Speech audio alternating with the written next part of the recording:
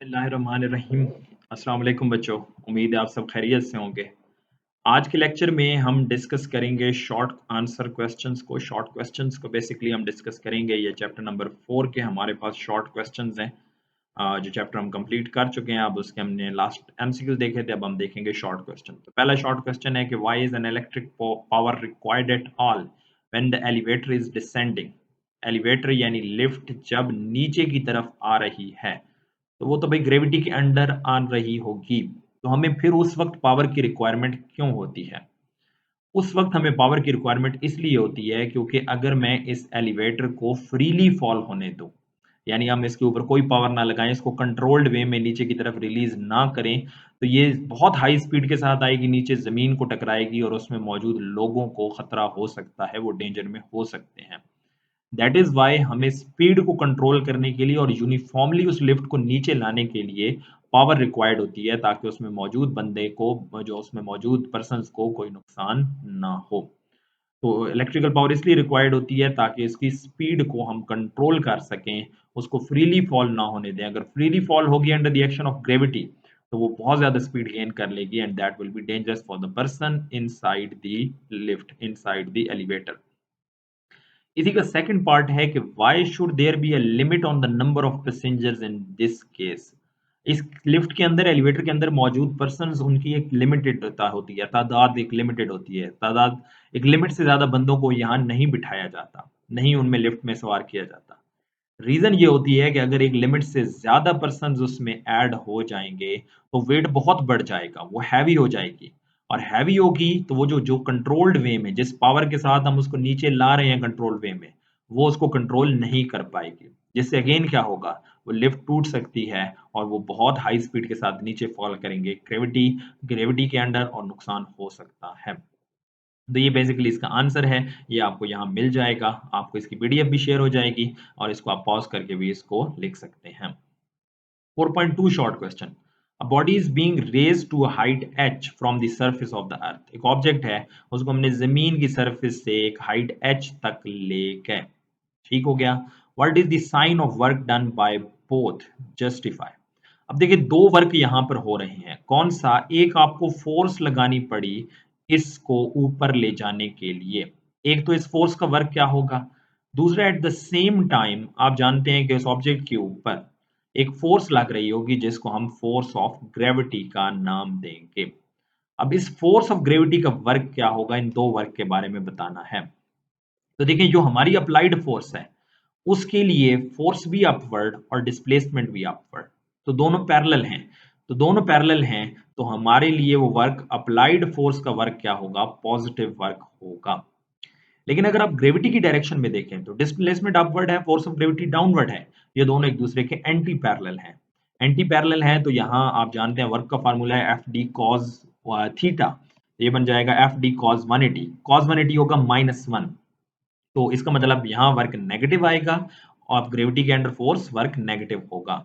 तो आपकी applied force का वर्क पॉजिटिव होगा और ग्रेविटी का वर्क क्या होगा, नेगेटिव होगा, क्योंकि वो उसको रोक रही है, वो उसको ऊपर जाने से रोक रही थी। तो ये हो गया हमारा क्वेश्चन 4.2। 4.3 की तरफ आते हैं। A body false downwards towards the earth, will it's mechanical energy B conserve during its fall. तो अगर आपके पास एक ऑब्जेक्ट है, ये ऑब्जेक्ट है, इसको जस्ट आपने छोड़ दिया, ये जमीन की तरफ आ रहा है, तो क्या तब भी इसकी एनर्जी कंजर्व रहेगी? क्योंकि आपको याद हो तो हमने कहा था कि आपके पास जो एनर्जी है वो एक से दूसरी फॉर्म में कन्वर्ट हो सकती है, बट टोटल एनर्जी हमेशा कंजर्व रहेगी। तो यहाँ आपको कहा गया है कि mechanical energy will not be conserved as the body fall towards the earth. हम कह सकते हैं हमारे पास दो तरह की मैकेनिकल एनर्जीज हमने पढ़ी थी, पोटेंशियल एंड काइनेटिक। हमने कहा था कि जब ऑब्जेक्ट ऊपर से नीचे आएगा, तो ऊपर उसके पास जो एनर्जी है दैट इज पोटेंशियल एनर्जी। यहाँ जो इसके पास एनर्जी है वो पोटेंशियल एनर्जी है। नीचे जाते वो काइनेटिक में कन्वर्ट हो जानी चाहिए, तब एनर्जी कंजर्व रहेगी। बट यहाँ आप जानते हैं कि यहाँ air resistance, other frictional forces भी मौजूद हैं। तो जब वो ऊपर से नीचे आएगा, तो कुछ ना कुछ एनर्जी उन फ्रिक्शनल फोर्सेस के अगेंस्ट लॉस हो जाएगी। तो पोटेंशियल कन्वर्ट तो हुई काइनेटिक में, लेकिन 100% कन्वर्ट नहीं हुई, तो टोटल एनर्जी कंजर्व नहीं रहेगी। Total energy is lost, some of energy is lost against the air resistance, against the frictional forces. Question number 3, question number 4 की बात करते हैं। Calculate the power of a crane in kilowatt. Crane की power निकालनी है लेकिन कौन से यूनिट में? किलोवाट में। जबकि उसका मास है 1000 किलोग्राम, हाइट है 100 मीटर, 20 मिनट है 20 आपके पास, sorry 100 minute. Calculate the power of crane in kilowatt which lift a mass of 100 kilogram to a height of 100 metre. ये मिनट नहीं है, ये 100 मीटर है इन 20 सेकेंड्स। तो हमें यहाँ पर पावर निकालनी है पहली बात, और यूनिट स्पेसिफिकली उसने बता दिया भाई किलोवाट में निकालना है। सबसे पहली चीज हमें गिवन क्या है? मास गिवन है 1000 किलोग्राम, उसके बाद हाइट गिवन है 100 मीटर, टाइम गिवन है। तो पावर की इक्वेशन होती है work done per unit time, और क्योंकि लिफ्ट कर रहे हैं तो वर्क डन स्टोर होगा पोटेंशियल एनर्जी की फॉर्म में, तो ये आ गया mgh/t। तो m की जगह 1000 आ गया, g की जगह 9.8 आ गया, h की जगह 100, टाइम की जगह 20 सेकंड 20। इस सब को पुट करें, ये आपके पास वैल्यूज को डिवाइड करें, 49,000 जूल आ गया। अब 49,000 ये बेसिकली वॉट आएगा। SI unit of power is what. तो ये आगे 49,000 वॉट, बट उसने हमें कहा है किलो वॉट में कन्वर्ट करें। तो इसी को हम क्या करेंगे? 1000 से डिवाइड कर देंगे। तो जो आंसर आया उसको 1000 से डिवाइड करें, तो ये 3 zeros इन 3 zeros से कैंसिल हो गए और आंसर आ जाएगा 49 किलो वॉट। ये हमारे पास इसका आंसर आ गया। मैथमेटिकल न्यूमेरिकल बेस्ड है क्वेश्चन, इसको आपने इसी तरीके से सॉल्व कर लेना है, तमाम स्टेप्स कंप्लीटली लिखेंगे। नेक्स्ट अगेन एक न्यूमेरिकल हमारे पास है जी, उसमें हमें कहा गया है कि आपके पास एक सिचुएशन है 4.5 में कि ट्रॉली ऑफ मास 1500 किलोग्राम। तो mass of the trolley 1500 kilogram है, carrying sand bags of 500 kilogram. पहला मास m1 1500, दूसरा मास m2 जो उसके ऊपर मौजूद है sand bags 1500 kilogram. Moving with uniformly speed of 40 kilometre per hour.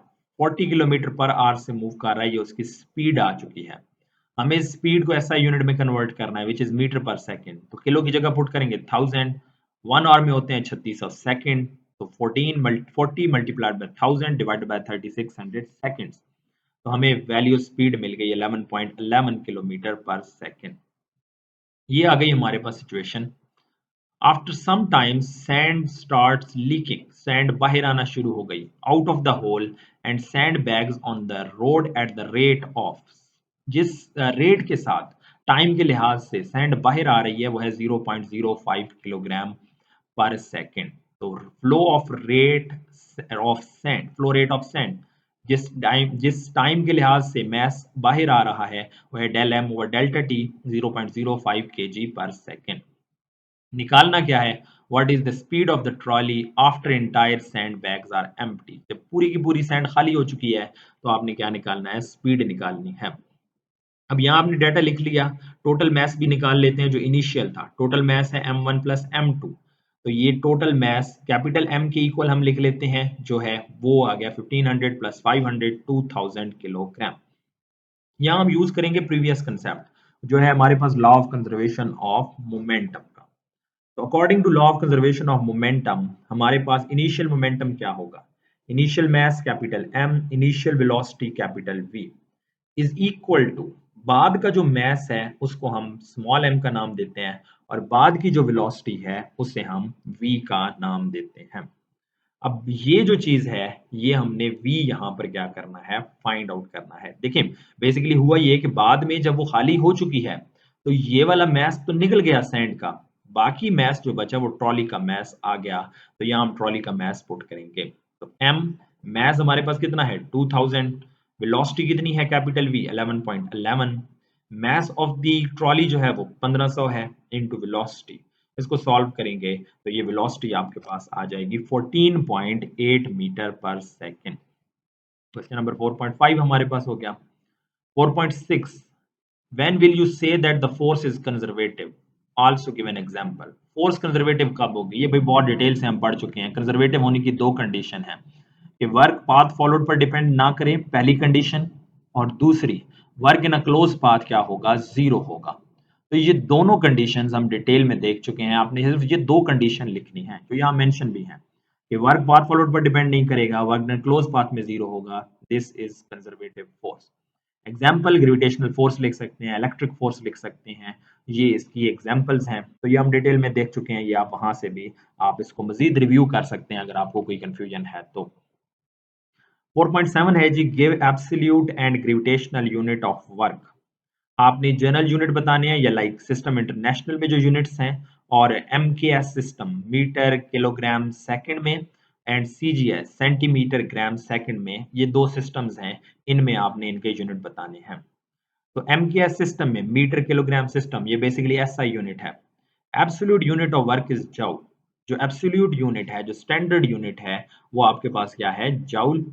और सीजीएस में जो एब्सोल्यूट यूनिट है, जो कंप्लीट मुकम्मल यूनिट होता है, तमाम क्वांटिटीज को कंबाइन इफेक्ट को शो करता है, वो अर्ज है। तो एमकेएस सिस्टम में absolute unit of work joule है, और सीजीएस में उसका यूनिट अर्ज है, यानी कंबाइंड यूनिट जो होता है। और वन अर्ज जो है, ये हमने याद रख लेना है, ये 10⁻⁷ जूल के इक्वल होता है, ये बड़ा यूनिट है। सिमिलरली अगर हम ग्रेविटेशनल यूनिट ऑफ बात करें, ग्रेविटेशनल यूनिट की, जो ग्रेविटेशनल यूनिट्स यूज किए जाते हैं कंबाइन नहीं होते, ये मतलब उसकी क्वांटिटीज पर डिपेंड करते हैं। तो एमकेएस सिस्टम में यूज होता है किलोग्राम मीटर फोर्स, केजीएमएफ। ये बेसिकली ये होता है कि किलोग्राम फोर्स हम कहते हैं केजीएफ, कितनी डिस्टेंस तक लगी मीटर तक, तो उसको हम केजी मीटर फोर्स का नाम देते हैं। तो आपने नाम याद रख लेना है, केजीएमएफ।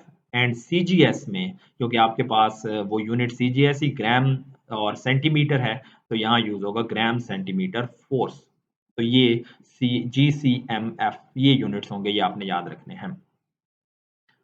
क्वेश्चन नंबर 4.8 है, a body is dropped from a height h reaches the ground with a speed of 1.2 under root g H.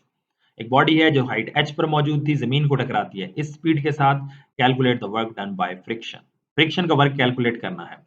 तो स्पीड हमें बता दी, work done by friction calculate करना है। तो अब क्योंकि ये सर्टेन हाइट पर थी, तो वहां पर इसके पास पोटेंशियल एनर्जी थी। नीचे आते वही पोटेंशियल एनर्जी कन्वर्ट होगी काइनेटिक एनर्जी में, और वही पोटेंशियल एनर्जी का कुछ हिस्सा नीचे आते फ्रिक्शन के अगेंस्ट भी जाय होगा। तो अभी हम पढ़ चुके हैं कि loss in potential energy is equal to gain in kinetic energy plus work done against friction. तो ये आ गया P is equal to work done against friction plus kinetic energy. हमें ये चाहिए, तो इसको इधर लेके जाते हैं। तो work done against friction is equal to mgh minus 1/2 mv square. तो mgh माइनस 1/2 m, वेलोसिटी की वैल्यू पुट की 1.2 under root g h whole square. Square को ओपन किया, इस पूरी इक्वेशन को सिंप्लीफाई किया, ये हमें वैल्यू आ चुकी है माइनस 0.2 mgh। क्योंकि मैथ्स गिवन नहीं है, तो जी भी एज इट इज पुट कर दिया, और h हाइट है, तो ये इस फॉर्म में आ चुका है। और माइनस क्यों आया, क्योंकि this work is done against as a friction का वर्क है, against the motion of body है, इसलिए नेगेटिव आया। 4.9 है, a bicycle has kinetic energy 150 joule. What kinetic energy would the bicycle have if it had same mass but speed double? आपके पास kinetic energy initial है, ये आपके पास given है 1/2 mv square 150 joule. Same mass है लेकिन speed double कर दी। अब ये हो गई पहली situation, kinetic energy prime is equal to 1/2 m, velocity की जगह 2v पुट कर दिया क्योंकि वेलोसिटी डबल हो चुकी है। तो 2v का स्क्वायर 4 बन गया, तो 4v स्क्वायर, 4 को कॉमन ले लिया, 4 इंटू 1/2 mv स्क्वायर, तो यहाँ 1/2 mv स्क्वायर 150 के इक्वल है, तो 4 इंटू 150 600 जूल आ गया। सेकंड पार्ट है, 3 times the mass and was moving with 1/2 of the speed। Mass 3 गुना बढ़ चुका है लेकिन स्पीड हाफ हो चुकी है, यानी मैस 3m हो चुका है, स्पीड v/2 हो चुकी है। तो नई equation, kinetic energy prime is equal to 1/2, mass की जगह आ गया 3m, वेलोसिटी की जगह v/2। तो आप इसको सॉल्व करें तो ये 3/3m into we square by 4 बनेगा। वो 3/4 कॉमन ले लिया, 3/4 into 1/2 mv square, 1/2 mv square की वैल्यू पुट की, तो हम यहाँ पर वैल्यू पुट करें 150, तो यहाँ से आंसर आ जाएगा 112.5 जूल। ये इसका आंसर आ गया। नेक्स्ट क्वेश्चंस को हम देख लेंगे नेक्स्ट लेक्चर में। यहाँ तक आप इसको अच्छे से समझ लें, ये 9 क्वेश्चंस हैं, इनको आप नोट भी करें अच्छे से और इनको समझने की कोशिश भी करें।